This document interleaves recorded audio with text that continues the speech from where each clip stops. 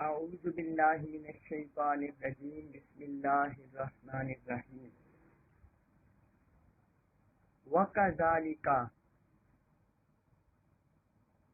اور اسی طرح جعلنا ہم نے بنایا فی میں کلی ہر قریۃ بستی میں قریۃ بستی وَكَذَلِكَ جعلنا فی کلی قریۃ اور اسی طرح ہم نے ہر بستی میں بنایا اکابیرا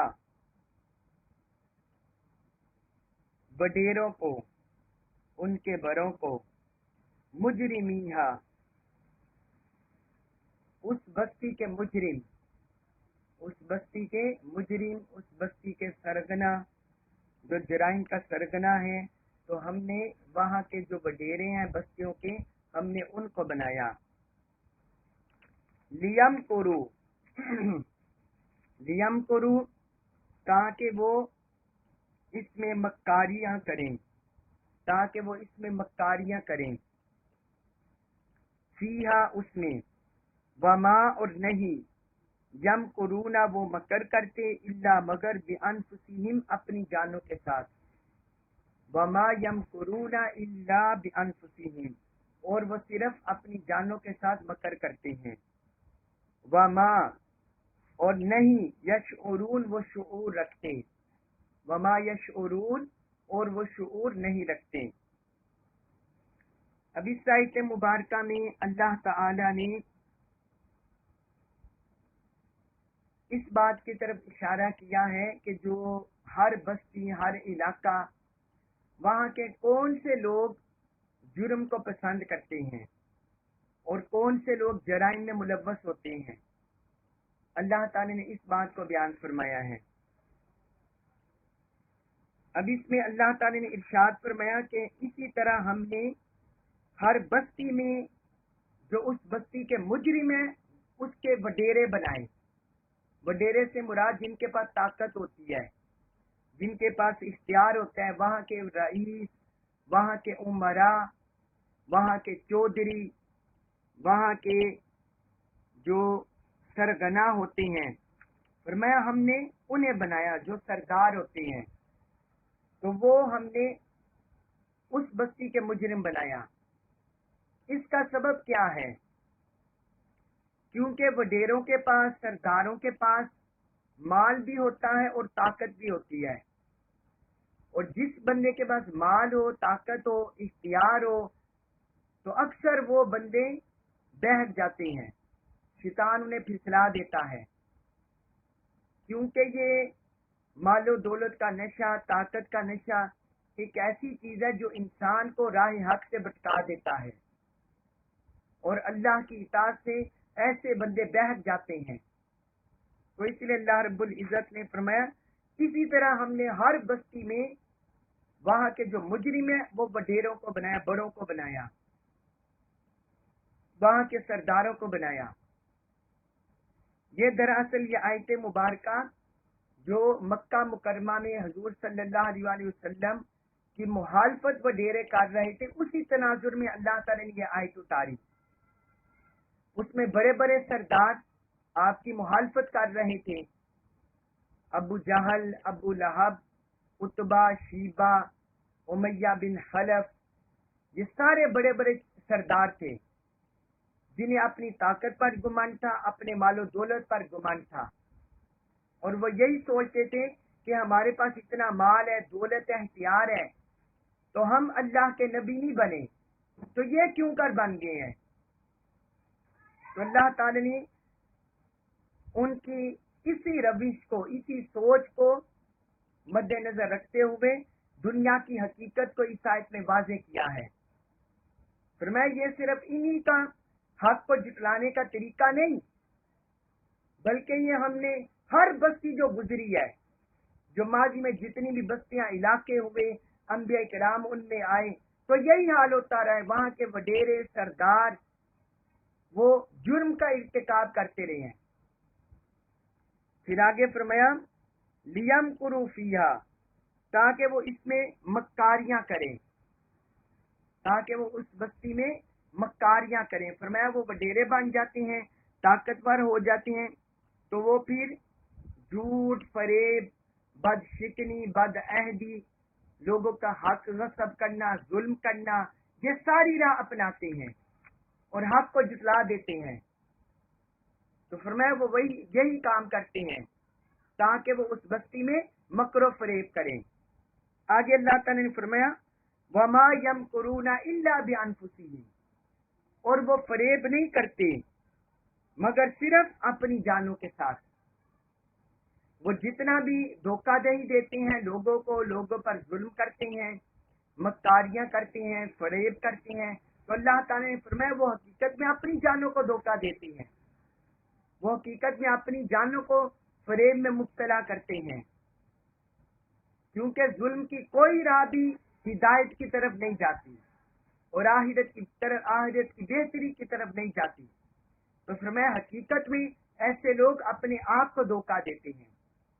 وما یشعرون، اور آگے فرمایا کہ انہیں اس کا شعور بھی نہیں ہوتا. وہ حقیقت میں یہی سمجھتے ہیں، وہ دنیا کی عارضی زندگی میں یہی سمجھتے ہیں کہ جس طرح دنیا میں ہم کھاتے پیتے ہیں، عیش و عشرت میں ہیں، عیاشی میں ہیں، اسی طرح آخرت میں بھی ہوں گے.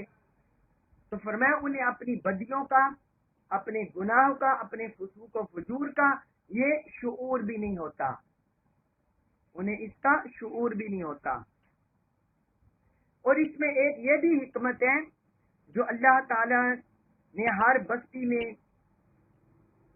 گمراہ لوگ اس طرح پیدا ہوتے ہیں اور اللہ کی طرف سے انہیں مہلت ملتی ہے، ڈھیل ملتی ہے یا اٹھائے جاتے ہیں، یہ دراصل حق اور باطل کو واضح کرنے کے لیے بھی ہے کہ کون حق کا ساتھی ہوتا ہے، کون باطل کا ساتھی ہوتا ہے، کون ہدایت کو تھامتا ہے اور کون ضلالت و گمراہی کو تھامتا ہے.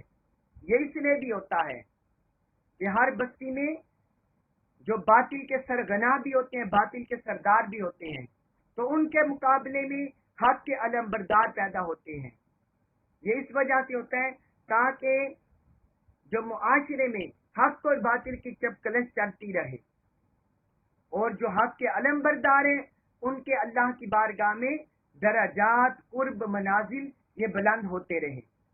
اس میں ایک یہ بھی حکمت ہے حق اور باطل کو واضح کرنے کے لیے اور حق کے علم برداروں کے درجات، مراتب یہ بلند کرنے کے لیے. اس کے بعد ہے سورۃ الانعام آیت نمبر 124. اس میں اللہ تعالی نے فرمایا وَإِذَا، اور جب جاءت آئی ہم ان کے پاس آیتن کوئی نشانی، وَإِذَا جَاءَتْهُمْ آیتن، اور جب ان کے پاس کوئی نشانی آتی ہے قالوا تو کہتے ہیں لن، ہرگز نہیں، نؤمنا، ہم ایمان لائیں گے، لن نؤمنا، ہم ہرگز نہیں ہم ایمان لائیں گے، حتیٰ یہاں تک کہ نؤتا، ہمیں دی جائے، نؤتا ہمیں دی جائے، مثلا ویسی ہی نشانی، ماں جو اوتیا دی گئی رسول اللہ، اللہ کے رسولوں کو، رسول اللہ رسولوں کو، اللہ کے یعنی اللہ کے رسولوں کو. تو جب بھی ان کے پاس کوئی نشانی آتی ہے تو کہتے ہیں ہم ہرگز ایمان نہیں لائیں گے جب تک کہ ہمیں وہی کچھ عطا نہ کیا جائے جو رسولوں کو عطا کیا گیا ہے. اللہ، اللہ اعلم، خوب جانتا ہے، حیثو، کسے، یجعل، بنانا ہے، رسالتہ، اپنی رسالت کا محل. فرمایا اللہ خوب جانتا ہے کہ وہ کس جگہ اپنی رسالت کو رکھے گا. حیثو کس جگہ، یجعل رکھے گا، رسالت و اپنی رسالت، یا کس کو رسالت کے لیے چنے گا، اللہ اسے خوب جانتا ہے. سیصیب، ان قریب پہنچے گی، الذین، ان لوگوں کو، اجرموا، جنہوں نے جرم کیا، صغار، ذلت، عند اللہ، اللہ کے حضور. فرمایا ان قریب مجرموں کو اللہ کے حضور ذلت پہنچے گی، ذلت رسید ہوگی. وعذاب شدید، اور عذاب شدید بھی، اور انہیں عذاب شدید بھی پہنچے گا. بما، اس وجہ سے، کانو وہ تھے، یمکرون، مکر کرتے، बिमा कानू यमकुरून, इस वजह से कि वो मकर और धोखा दही करते थे। अब इस आयत मुबारका में अल्लाह ताला ने अहले मक्का काफिरों का एक और इतराज का रद्द किया है। वलीद बिन मुगीरा, ये काफिरों का बड़ा सरगना था, तो वो कहने लगा अगर नबूवत हक होती तो आप सल्लल्लाहु अलैहि वसल्लम से ज्यादा मैं नबूवत के लायक था, क्योंकि मैं आपसे उम्र में भी बड़ा हूं और मेरे पास माल भी ज्यादा है। ये वलीद बिन मुगीरा काफिर कहने लगा हुजूर सल्लल्लाहु अलैहि वसल्लम को। और अबू जहल कहने लगा बाहुदा, कसम खाकर कहने लगा हुदा की कसम, हम उस वक्त तक इनसे राजी नहीं होंगे और इनकी पैरवी नहीं करेंगे जब तक कि हमारे पास भी इसी तरह वही ना आए जिस तरह इनके पास आती है। जिस तरह इनके पास वही आती है इसी तरह हमारे पास है, तो तब हम इनके पीछे चलेंगे, इनकी पैरवी करेंगे। तो उस वक्त ये आयत मुबारका नाजिल हुई। उस वक्त अल्लाह ताला ने ये आयत मुबारका उतारी। उन्होंने कितनी निशानियां देख ली थी, कितने मोजिज़ात देख लिए थे। अल्लाह ताला ने फरमाया जब भी उनके पास कोई निशानी आती है, इसका मतलब है कि बहुत सी निशानियां वो देख चुके। हुजूर सल्लल्लाहु अलैहि वसल्लम के दस्ते मुबारक में कंकरियों का कलिमा पढ़ना, खारे पानी का मीठा होना, फिर आप सल्लल्लाहु अलैहि वसल्लम के पसीना मुबारक से खुशबू जाहिर होना, और फिर आप सल्लल्लाहु अलैहि वसल्लम के और कसीर मोजिज़ात कि जहां आप गुजरते वो शजर और हजर आप पर सलाम अर्ज करते। तो बहुत सी निशानियां वो देख चुके थे। लेकिन फरमाया जब भी कोई निशानी आती तो कहते हैं कि हमारे पास वो कुछ नहीं, क्यों नहीं हमें अता किया गया जो रसूलों को अता किया गया।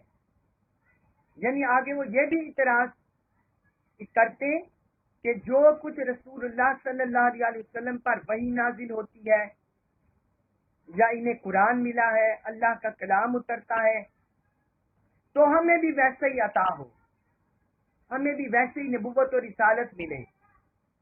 माअज़ल्लाह अस्तग़फिरुल्लाह। इस तरह वो इतराज करते कि वही और रिसालत का तकाजा करते, वही और रिसालत का तकाजा करते, वही और रिसालत के तकाजे वो इस तरह करते। तो अल्लाह रब्बुल इज्जत ने उन्हें इधर यही जवाब दिया, फरमाया अल्लाहु आलमु हैसु यजअलु रिसालता, कि अल्लाह खूब जानता है उसे अपनी रिसालत का महल किसको बनाना है, किस जात को बनाना है। ये रिसालत जो है ये इंसान को कसबी नहीं मिलती, ये कसबी नहीं है।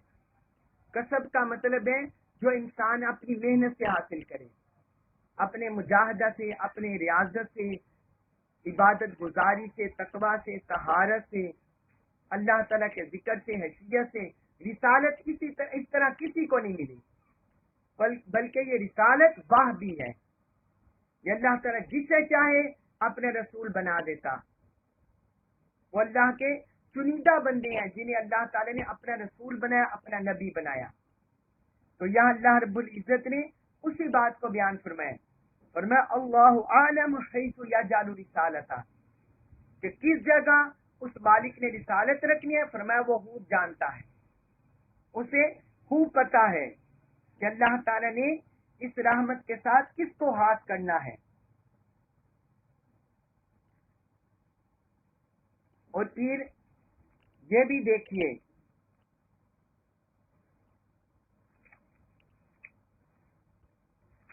इमाम सफारीनी हम्बली रहमतुल्लाह अलैह वो लिखते हैं कि रसूलों को भेजना और किताबों का नाजिल करना और शरीयतों को मुकर्रर करना ये अल्लाह ताला का खास फजल और ihसान है। ये सिर्फ अल्लाह का फजल और उसका ihसान है, ये उस पर वाजिब नहीं है। यानी जो अल्लाह ताला ने रसूलों को भेजा और किताबें नाजिल की, शरीयतों को मुकर्रर किया, ये सिर्फ बंदों पर अल्लाह का एहसान है और उसका फजल है। ये उस पर कोई वाजिब और लाजिम नहीं है कि लाजिमन वो ऐसा करता, ये सिर्फ बंदों पर अल्लाह का एहसान है। फिर आगे लिखते हैं, हजरत आदम अलैहिस्सलाम से लेकर हुजूर हजरत मोहम्मद सल्लल्लाहु अलैहि वसल्लम तक अल्लाह ताला ने जिस कदर अंबिया और रसूल भेजे, ये अल्लाह ताला का लुत्फ और करम है, ये अल्लाह ताला का करम है बंदों पर। ताकि अब इसका सबब क्या हुआ, इसकी वजह क्या हुई अंबिया किराम को भेजने की, रसूलों को भेजने की, मबूस करने की? फरमाते हैं ताकि वो अल्लाह ताला के अवामिर और नवाही और वादा और वईद को बयान करें। जो अल्लाह ताला ने महलूक को अहकाम दिए, अवामिर कहते हैं हुक्म देना, अमर की जमा अवामिर, और नहीं कहते हैं मना करना, नहीं की जमा नवाही। तो कहते हैं ताकि वो महलूक को अल्लाह ताला के अवामिर और उसके नवाही से आगाह करें, और जो अल्लाह ताला ने किसी चीज पर वादा किया है और किसी चीज से वईद किया, डराया है, इससे आगाह करें, इससे आगाह करें।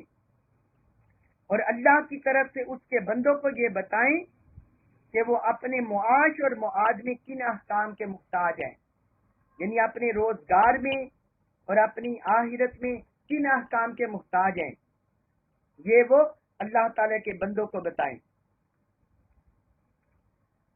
3 चीजों में बंदों को अल्लाह के रसूलों की जरूरत होती है, अल्लाह के रसूलों की इख्तियाज होती है, जरूरत होती है। वो 3 चीजें आप सुन लें कि जिनकी वजह से रसूल इज़ाम को भेजा गया। नंबर एक अल्लाह ताला की तौहीद और उसकी सिफात, अल्लाह ताला की तौहीद के बारे में बयान करना, उसकी सिफात के बारे में बयान करना, तकदीर के बारे में बयान करना, मलाइका फरिश्तों के बारे में बयान करना, और अल्लाह के औलिया और उसके दुश्मनों के अंजाम से आगाह करना। अल्लाह ताला के दोस्तों का क्या अंजाम है, मोमिनीन सालिहीन का क्या अंजाम है, उनके आखिरत में क्या इनामात हैं, और जो उसके दुश्मन है, जो उसके मुहालिफीन है, उनका क्या अंजाम है, इस बारे में आगाह करना। ये नंबर 1।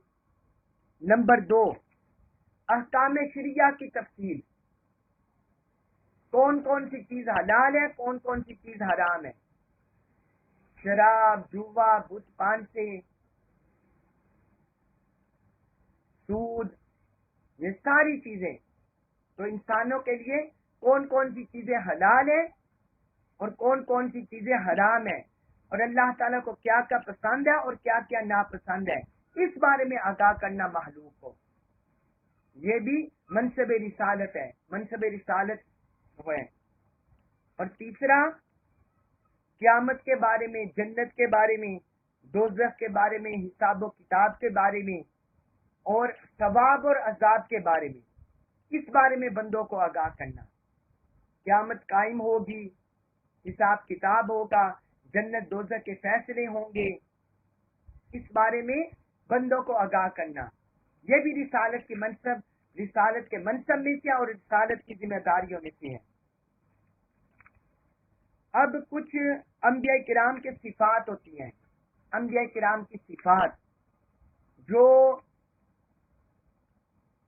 बाकी इंसानों से मुमताज हैं। इस जिन्ह से अंबिया किराम की बाज खास सिफात और हुसूसियात होती हैं जो बाकी इंसानों से ऊपर होती हैं। नंबर 1, जिस कौम में भी नबी मबूस होता है वो उसमें सबसे ज्यादा अशरफ और मुकर्रम होता है, सबसे ज्यादा शरफ याफ्ता, सबसे ज्यादा काबिल तकरीम, सबसे ज्यादा लायक तकरीम और सबसे ज्यादा शरीफ तरीन। ये पहली सिफत है अंबिया किराम की कि वो उस कौम में सबसे ज्यादा शरीफ, नफीस और काबिल तकरीम होता है हस्ती।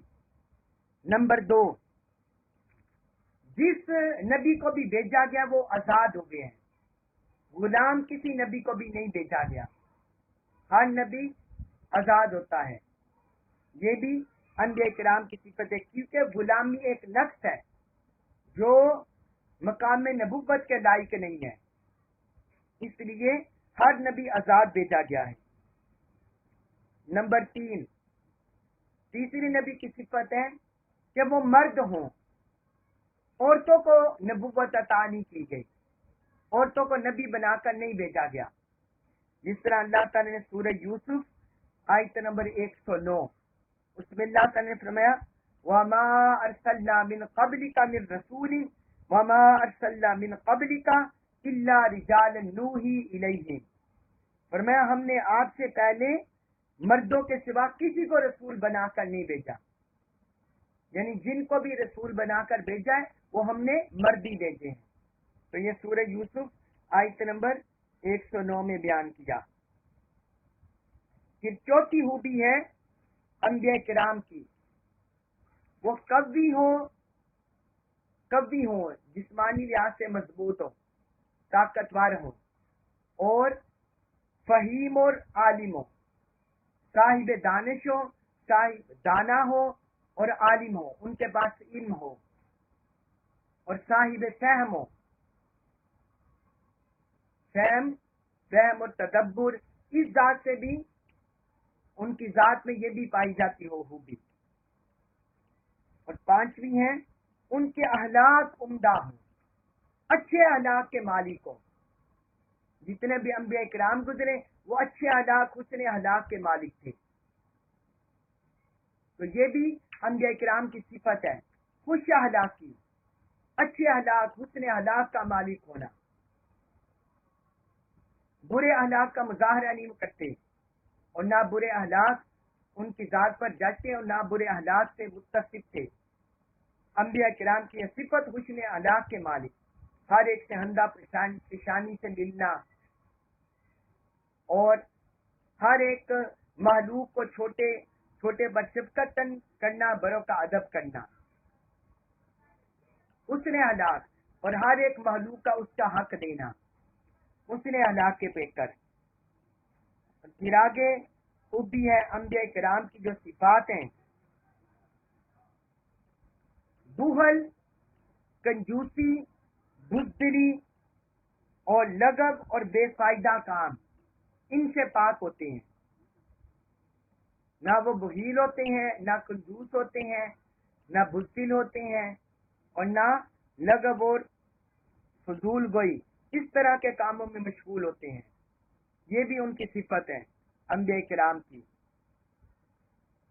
اور پھر ایک اور بھی ان کی صفت ہے ان کے نسب کے لحاظ سے، کہ ان کے آباء و اجداد میں رذالت نہیں ہوتی، نہ ان کے آباء میں کوئی رذالت ہوتی ہے اور نہ ان کی ماؤں کی طرف کوئی بدکاری ہوتی ہے، کوئی اس طرح کی رذالت ہوتی ہے، وہ اس سے بھی پاک ہوتے ہیں انبیاء کرام۔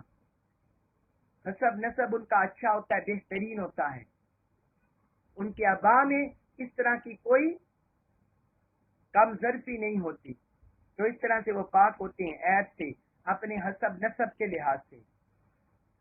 اور پھر اگلی خوبی ہے، اگلی صفت ہے انبیاء کرام کی کہ وہ کسی ایسی بیماری میں مبتلا نہیں ہوتے جس سے لوگ متنفر ہوں، مثلا برس کا مرض ہو گیا یا جذام کا مرض ہو گیا، جن کو جو لوگوں میں معیوب سمجھے جاتے ہوں، تو ایسے کسی بھی مرض میں مبتلا نہیں ہوتے، ایسے کسی بھی مرض میں مبتلا نہیں ہوتے۔ تو اللہ تعالیٰ ان کے بدن کو بھی اس طرح پاکیزگی عطا فرماتا ہے، نفاست عطا فرماتا ہے، اور وہ اس لحاظ سے بھی اللہ کی بارگاہ سے محفوظ ہوتے ہیں، اپنے بدنی لحاظ سے بھی اس طرح کوئی ایسی بیماری انہیں لاحق نہیں ہوتی۔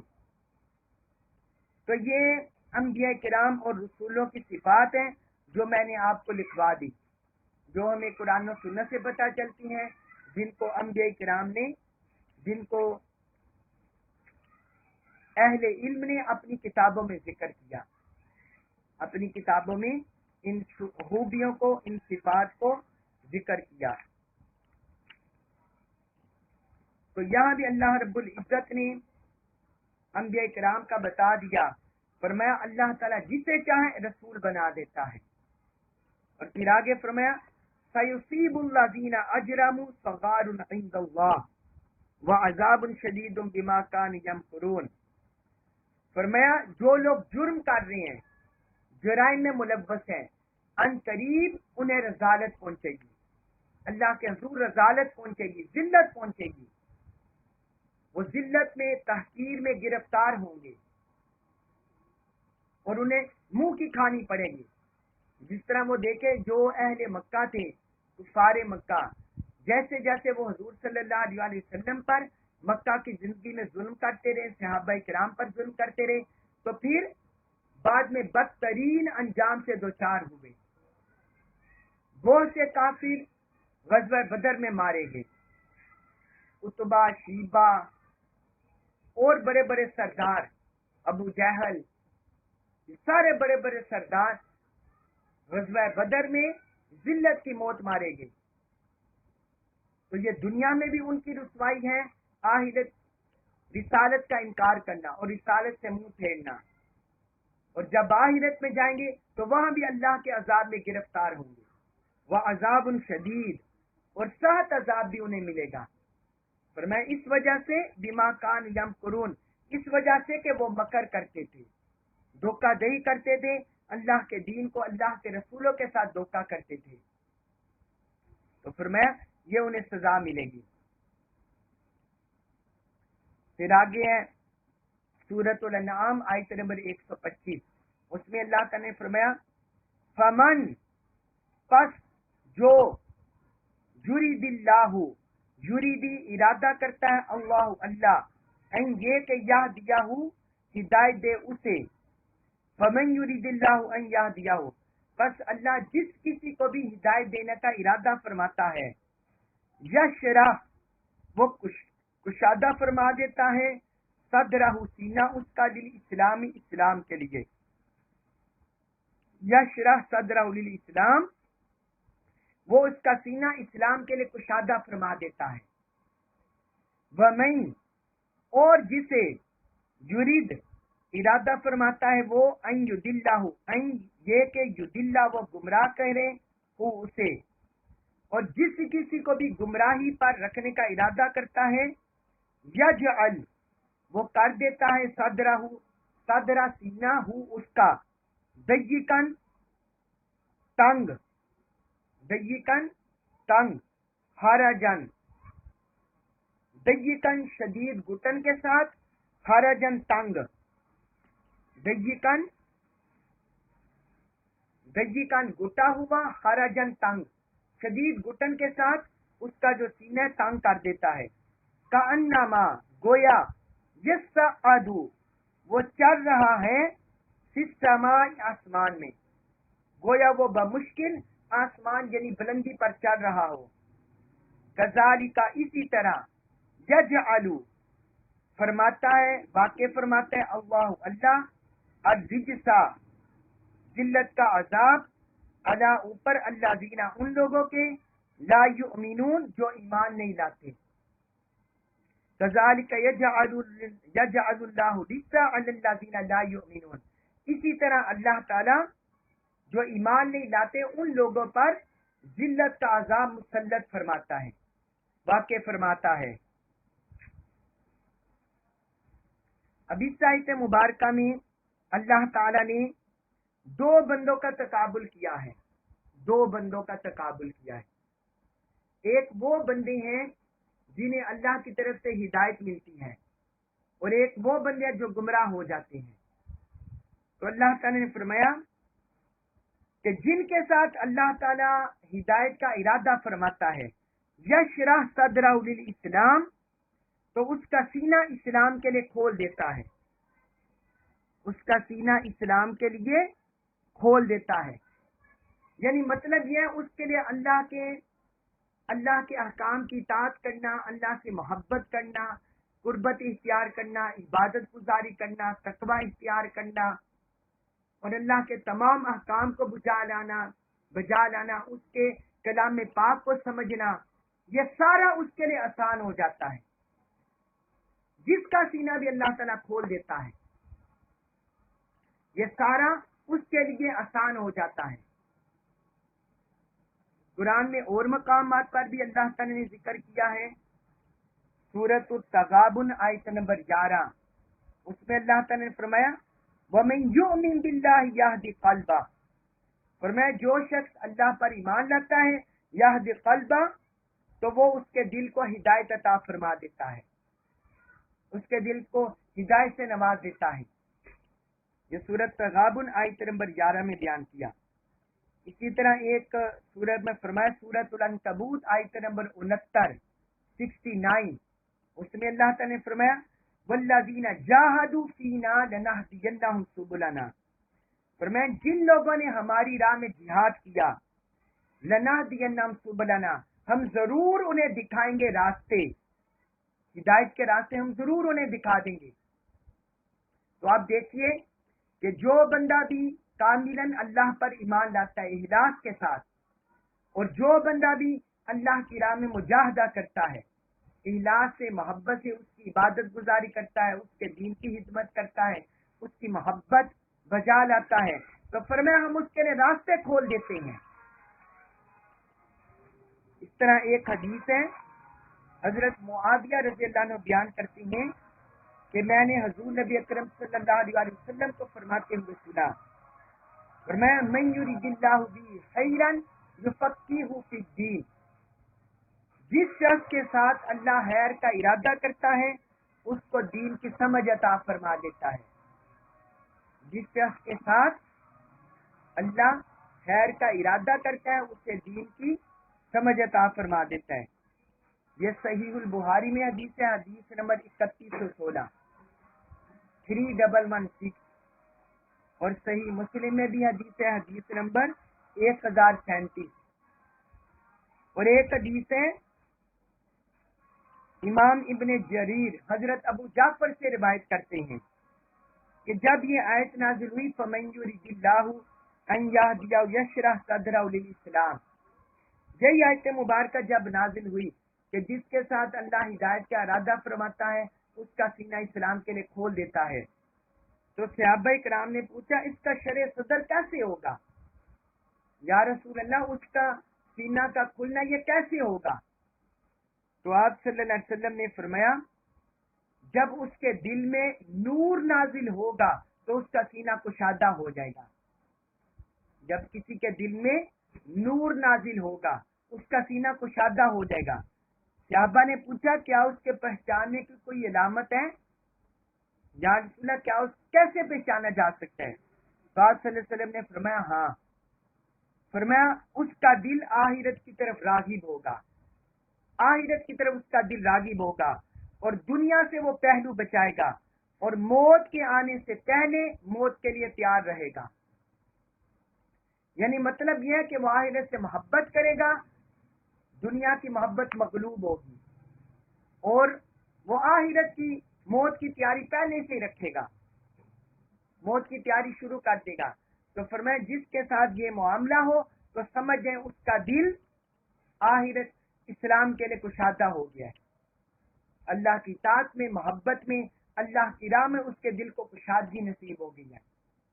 जिसका मामला ऐसा होगा और जो दुनियादारी में फंसा रहा, दुनिया का माल कमाने में फंसा रहा, चाहे वो दीन का नाम लेता हो, कुरान का नाम लेता हो, कुरान पढ़ाता हो, पढ़ता हो, समझता हो, समझाता हो, लेकिन दुनिया से मोहब्बत करता हो, दुनिया के मालो मता से मोहब्बत करता हो और दुनिया की मोहब्बत में मुस्तागिरी को गरक हो, तो इसका मतलब ये होता है कि उसे शरह सदर नसीब नहीं हुआ, उसका सीना कुशादा नहीं हुआ और उसे नूर नसीब नहीं हुआ।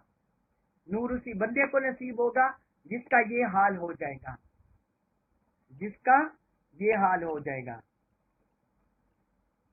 तो अल्लाह ताला ने इस आयत मुबारक, एक और आयत में अल्लाह ताला ने इसी बात को बयान फरमाया है, सूरत ज़ुमर आयत नंबर 22, उसमें अल्लाह ताला ने फरमाया अफमन शरहल्लाहु सदरहु लिल इस्लाम, तो फरमाया वो शख्स जिसका सीना अल्लाह ने इस्लाम के लिए खोल दिया, फहुवा अला नूरिन मिर रब्बी, वो अपने रब की तरफ से अजीम नूर पर होता है, यानी उसे नूर नसीब होता है रब की तरफ से, जिसका सीना कुशादा हो जाता है। और आगे इस आयत में अल्लाह ताला ने اس کے مقابل دوسرے بندے کو بیان کیا. تو فرمایا جس کی گمراہی کا ارادہ کرتا ہے تو اس کا سینہ گھٹا ہوا تنگ کر دیتا ہے، گھٹا ہوا تنگ کر دیتا ہے. تو اس کا مطلب ہے کہ جس کا سینہ گھٹا ہوا ہو، اللہ کی اطاعت میں، اس کی بندگی میں، اس کے احکام کی اطاعت میں بجا لانے میں، قرآن پر عمل کرنے میں، اللہ پر ایمان لانے میں، عبادت میں، تقوی گزاری میں، اگر کسی کا دل گھٹا ہوا ہو تو وہ یہ اس بات کی علامت ہے کہ وہ اللہ کی طرف سے اسے ضلالت نصیب ہو رہی ہے، وہ گمراہی پر ہے، وہ گمراہی پر ہے، نور ہدایت سے محروم ہے اور وہ اندھیروں میں بھٹک رہا ہے. تو یہاں اللہ تعالیٰ نے یہ بیان فرمایا کہ انما یصعد فی السماء، فرمایا اس کا حال اسی طرح ہوتا ہے گویا وہ بمشکل آسمان پر چڑھ رہا ہو. جس بندے کو آسمان پر چڑھنا نہ آتا ہو، پہاڑی پر کسی جگہ پر چڑھنا نہ آتا ہو، تو وہ جب چڑھے تو اسے پتا چلے گا کہ اس کے سینے پر بوجھ ہے، اس کے سینے پر ایسے بوجھ ہے، ایسے زور لگا کر چڑھنا پڑتا ہے. تو اللہ تعالیٰ نے فرمایا ایسے ہی جو بندہ ضلالت گمراہی میں ہوتا ہے اس کا سینہ ایسا ہی گھٹا ہوا ہوتا ہے، اس کا سینہ ایسے ہی گھٹا ہوا ہوتا ہے، اس کے دل میں نور نہیں ہوتا اور فراہی نصیب نہیں ہوتی. اور ایسے ہی لوگ ہوتے ہیں جو مسلمانوں پر بار بار کفر کے فتوے لگاتے ہیں، مسلمانوں کو اسلام سے خارج کرتے ہیں اور دنیا میں ایک فتنہ اور فساد برپا کرتے ہیں. ایسے ہی لوگ ہوتے ہیں جن کا سینہ گھٹا ہوا ہوتا ہے. اور پھر آگے اللہ تعالیٰ نے فرمایا کذالک، اسی طرح یجعل اللہ رجسا، اللہ ان پر عذاب ذلت واقع فرماتا ہے. لا یؤمنون، جو ایمان نہیں لاتے، الذین لا یؤمنون، ان لوگوں پر جو ایمان نہیں لاتے. فرمایا ایسے ہی لوگ ہیں جو مومن نہیں ہوتے، تو فرمایا یہ عذاب ذلت میں گرفتار ہوں گے. ایک اس کا معنی آئمہ نے کیا الرجسہ، اس کا مطلب کیا ہے عذاب ذلت، یعنی ذلت کا عذاب. اور ایک آئمہ نے اس کا معنی لیا ہے شیطان. الرجس کا مطلب ہے شیطان، یعنی پھر مراد ہوگا کہ اللہ تعالیٰ ایسے جو بے ایمان لوگ ہوتے ہیں، ایمان سے محروم لوگ ہوتے ہیں، اللہ تعالیٰ ان پر شیطان کو مسلط کر دیتا ہے. شیطان پھر انہیں مزید بھٹکاتا رہتا ہے. اب اس میں کوئی بندہ یہ پرکھ نہیں کر سکتا کہ معاذ اللہ اللہ تعالیٰ نے ان کے گمراہی کا ارادہ کر لیا. نہیں، اللہ تعالیٰ نے ان کی گمراہی کا ارادہ نہیں کیا. یہ دراصل جو انہوں نے اپنے لیے گمراہی کی راہ اختیار کی، جو انہوں نے اپنے لیے گمراہی کی راہ اختیار کی، اللہ تعالیٰ اس میں انہیں ڈیل دیتا ہے، مہلت دیتا ہے. یہ اللہ تعالیٰ کا عدل ہوتا ہے کہ جو بندہ جیسی راہ اختیار کرتا ہے تو اللہ تعالیٰ کی طرف سے بھی اسے ڈیل ملتی جاتی ہے. ورنہ اللہ تعالیٰ جبرن چاہتا تو اللہ تعالیٰ مخلوق میں سے کوئی بندہ بھی اللہ تعالیٰ کے حکم کے بغیر اس کی نافرمانی نہیں کر سکتا تھا. تو یہاں اللہ تبارک و تعالیٰ نے یہ بیان فرما دیا. پھر آگے فرمایا آیت نمبر 126 میں وَهَذَا، اور یہ صراط، راستہ ہے ربی کا، آپ کے رب کا، مستقیماً سیدھا. فرمایا اور یہی آپ کے رب کا سیدھا راستہ ہے، یعنی یہ اسلامی. قد، بے شک، فصلنا، ہم نے تفصیل سے بیان کر دی، الآیات، آیات، لقوم، ایسے لوگوں کے لیے یذکرون، جو نصیحت قبول کرتے ہیں. فرمایا بے شک ہم نے آیات کو ایسے لوگوں کے لیے جو نصیحت قبول کرتے ہیں، آیات کو تفصیل سے بیان کر دیا ہے. اب یہاں اللہ تعالی نے بیان فرما دیا کہ یہ آپ کے رب کا پسندیدہ سیدھا راستہ ہے. یعنی جو اسلام کی راہ پر چلتا ہے، اللہ کی اطاعت کی راہ پر چلتا ہے، اس کے نبیوں کو، اس کے رسولوں کو مانتا ہے، کیونکہ آخر الزمان نبی حضور نبی اکرم صلی اللہ علیہ وسلم تشریف لا چکے ہیں. تو اب جو کوئی بھی اللہ اور رسول صلی اللہ علیہ وسلم کی اطاعت کرے گا، آپ کا کلمہ پڑھے گا اور اسلام کی راہ پر چلے گا، تو فرمایا یہی آپ کے رب کا سیدھا راستہ ہے، یہی آپ کے رب کا پسندیدہ راستہ ہے. اب اس کے علاوہ جو کوئی اس راستے کو چھوڑے گا اور اس راستے کے علاوہ کوئی اور راہ اختیار کرے گا تو وہ رب کا راستہ نہیں ہے، وہ رب کا راستہ نہیں ہے۔ اب یہ دیکھیے یہاں اللہ تعالیٰ نے یہاں یہ کیا کرنی فرمایا وَهَذَا صِرَاطٌ مُسْتَقِيمٌ، کہ یہی سیدھا راستہ ہے۔ اگر اللہ تعالیٰ چاہتا قرآن میں جس طرح فرمایا اهْدِنَا الصِّرَاطَ الْمُسْتَقِيمَ کہ یا اللہ ہمیں سیدھا راستہ دکھا، تو وہاں دیکھیں اس میں حضور صلی اللہ علیہ وآلہ وسلم کی طرف اشارہ کر کے راستے کو حضور صلی اللہ علیہ وسلم کی طرف اشارہ کر کے بیان نہیں کیا گیا، لیکن یہاں بیان کیا گیا ہے، کیونکہ یہاں آیات کا جو سیاق و سباق چلا آ رہا ہے وہ جو مشرکین مکہ تھے، کفار مکہ تھے، ان کو جواب دیا جا رہا ہے، اور وہ لوگ تھے جو حضور صلی اللہ علیہ وآلہ وسلم کا انکار کرتے، آپ کو نبی رسول ماننے سے انکار کرتے۔